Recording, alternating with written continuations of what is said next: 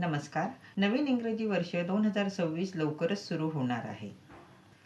नवीन वर्ष सुरू झालं की आपण जुनं कॅलेंडर काढतो आणि त्या ठिकाणी नवीन कॅलेंडर लावत असतो. नवीन कॅलेंडर लावण्याची योग्य दिशा कोणती?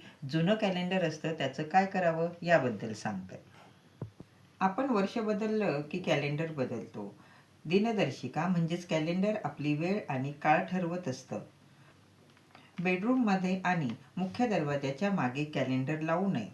एक कॅलेंडर घरात असावं, जास्त कॅलेंडर घरात नसावेत. कॅलेंडर लावण्याची योग्य दिशा पूर्व आणि पश्चिम. उत्तर दिशेला, दक्षिण दिशेला कॅलेंडर लावू नये. कारण कॅलेंडर बघताना आपण तोंड दक्षिणेकडे करून कॅलेंडर बघत असतो म्हणून. जुन्या कॅलेंडरमधले देवी देवतांचे फोटो कापून ते निर्माल्यमध्ये टाकले तरीही चालतं किंवा मोकळ्या जागेत छोटासा खड्डा करून त्यात ते तुम्ही टाकू शकता. किंवा कॅलेंडर ओलं करून ते जमिनीत टाकलं तरीही चालतं.